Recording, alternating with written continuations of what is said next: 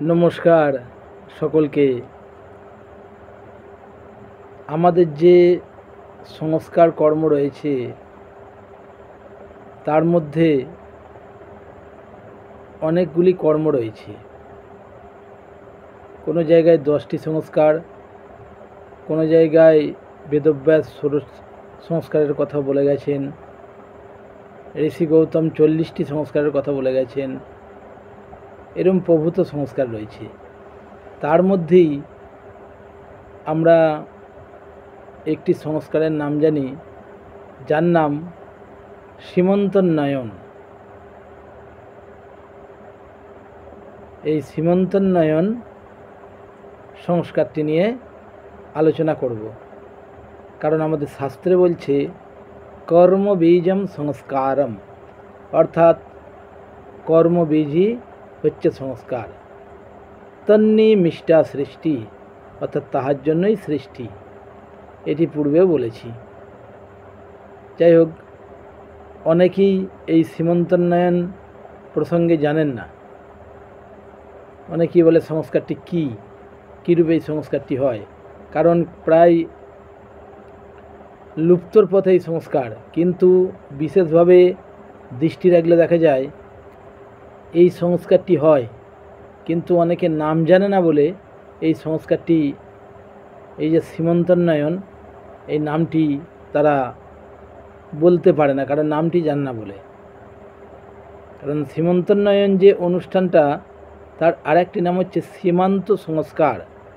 সীমান্ত সংস্কার শাস্ত্রে বলা হচ্ছে এই অনুষ্ঠানটি সাধারণত গর্ভধারণের চতুর্থ, ষষ্ঠ ও অষ্টম মাসে পালন করা হয়ে থাকে। এর উদ্দেশ্য হল যাতে একটি স্বাস্থ্যবান সুন্দর শিশুর জন্ম হয় এবং মায়ের মনে সৎ চিন্তা ভাবনা জাগরিত হয়। চতুর্থ মাস থেকে গর্ভস্থ শিশুর দেহের বিভিন্ন অঙ্গ প্রত্যঙ্গ, এমনকি তার হৃৎপিণ্ড ও মাথাও ধীরে ধীরে বিকশিত হতে থাকে। মায়ের মনের বিভিন্ন সময়ের ইচ্ছা ও ভাব অনুযায়ী শিশুর মধ্যেও মানসিক সতর্কতার জন্ম নেয়। শিশুটি ধীরে ধীরে শিখতে আরম্ভ করে, তার বুদ্ধির বিকাশ হতে শুরু করে। এই সময়ে মায়ের মনের সুচিন্তা যদি ওই গর্ভস্থ শিশুর কাছে পৌঁছায়, তবে ভবিষ্যতে উক্ত শিশুর জন্মের পর তার চিন্তা ভাবনাও অত্যন্ত উন্নত ধরনের হবে। এটি হচ্ছে সীমন্তোন্নয়ন সংস্কারের প্রধান উদ্দেশ্য। এ বিষয়ে সন্দেহ নেই যে গর্ভস্থ শিশু খুবই স্পর্শকাতর হয়। কথিত আছে যে সতী মদালসা তার শিশুদের সামর্থ্য, কাজকর্ম ও চিন্তাভাবনা সম্পর্কে ভবিষ্যৎবাণী করতে পারতেন। তিনি এমন ধরনের আচার ব্যবহার, জীবনযাপন ও খাদ্য গ্রহণ করতেন যার দ্বারা তার শিশুরাও প্রভাবিত হয়ে তাদের মায়ের ইচ্ছানুসারে চলত। ভক্ত প্রহ্লাদের মা কয়াধু নারদ বিবৃত ভগবতের কিছু শ্লোক শুনেছিলেন। ভক্ত প্রহ্লাদ সেই সময়ে তার মাতার গর্ভ থেকে তা শুনেছিলেন। আমরা প্রহ্লাদের কাহিনী জানি। এরপরেও যেটি বলছে, ব্যাসের পুত্র শুকদেব জ্ঞানলাভ করেছিলেন যখন তিনি ভূমিষ্ঠ হননি, মাতৃগর্ভেই ছিলেন। চক্রব্যূহ সম্পর্কে অর্জুন যখন তার স্ত্রী সুভদ্রাকে বলছিলেন, তখন তার গর্ভস্থ শিশু অভিমন্যু সব শুনেছিলেন এবং চক্রব্যূহ সম্পর্কে জেনেছিলেন। মহাভারতে একথা বর্ণিত আছে যে 14 বছর বয়সের অভিমন্যু এই জ্ঞানে জ্ঞানী হয়ে সেই চক্রব্যূহে প্রবেশ করে খালি হাতে 8 জন বীরের সাথে লড়াই করেছিলেন।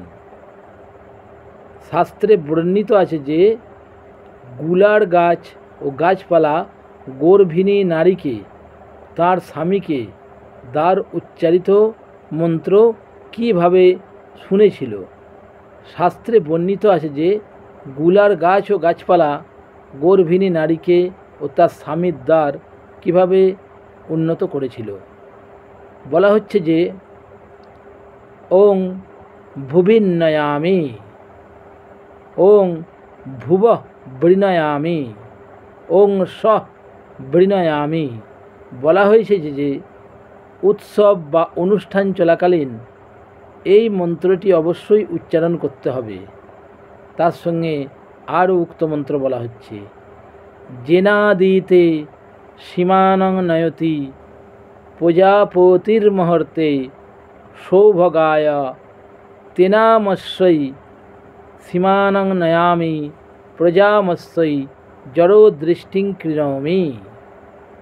অর্থাৎ প্রজাপতি যেমন সীমন্তোন্নয়ন অনুষ্ঠানটি তাঁর স্ত্রী অদিতির জন্য সম্পন্ন করেছিলেন, আমিও তেমনি আমার গর্ভবতী স্ত্রীর জন্য এই অনুষ্ঠানটি পালন করছি, যাতে আমাদের পুত্র সন্তান সুস্থ ও দীর্ঘায়ু হয়। আরেকবার বলছি, যে মন্ত্রটি বলতে হবে সেটি এইরূপ জেনাদিতে সীমানং নয়তি প্রজাপতির্মহর্তে সৌভগায় তেনাস্मै সীমানং নয়ামি প্রজামস্मै জড়ো দৃষ্টিং কৃণোমি। এই মন্ত্রটি বলতে হবে। অনুষ্ঠানের শেষে কোনো বয়স্কা ব্রাহ্মণীর উক্ত গর্ভবতী স্ত্রীকে আশীর্বাদ করা উচিত। অর্থাৎ বাড়িতে কোনো বয়স্কা ব্রাহ্মণী রয়েছে, তিনি এসে ওই যে গর্ভবতী স্ত্রী আছে তাকে আশীর্বাদ করবেন। কারণ সেখানেও একটি প্রসঙ্গ বলা হচ্ছে, সীমন্তোন্নয়ন অনুষ্ঠানের প্রথা হিসেবে গর্ভবতী মহিলাকে খিচুড়ি, চাল ও ডাল দ্বারা প্রস্তুত ঘি সহযোগে খাওয়ানো হয়।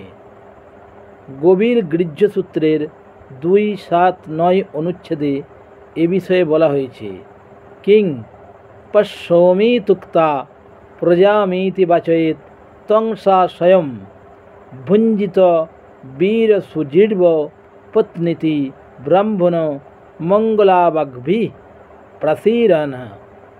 অর্থাৎ যখন প্রশ্ন করা হলো যে তিনি মহিলাটার জন্য কিসের সন্ধান করছেন, তখন জবাব এলো গর্ভাধান। সে খিচুড়ি খাবে। অনুষ্ঠানে উপস্থিত মহিলারা তাকে আশীর্বাদ করবেন যাতে সে একটি অত্যন্ত সুন্দর সুসন্তান, জীবিত সন্তানের জন্ম দেয়। সে যেন সৌভাগ্য লাভ করে ও দীর্ঘজীবী হয়। আমাদের এই প্রসঙ্গে একটি সুন্দর কথা বলে গেছিলেন হচ্ছে নেপোলিয়ান বোনাপার্ট। তিনি বলেছিলেন শিশুর ভবিষ্যৎ ভাগ্য সম্পূর্ণভাবে তার মায়ের উপর নির্ভরশীল। এটি হচ্ছে সীমন্তোন্নয়ন সংস্কারের প্রথম অভিপ্রায়। এরপরে আমরা এক একটি সংস্কার নিয়ে নিশ্চয়ই আলোচনা করব। যাদের চ্যানেলটি ভালো লাগছে অবশ্যই সাবস্ক্রাইব করবেন, নোটিফিকেশান অল করে দেবেন, কমেন্টের মাধ্যমে জানাবেন কেমন লাগছে, এবং সনাতন ধর্মাবলম্বী যারা আছে তাদেরকে প্রভূত প্রকারে শেয়ার করে দেবেন, লাইক করবেন।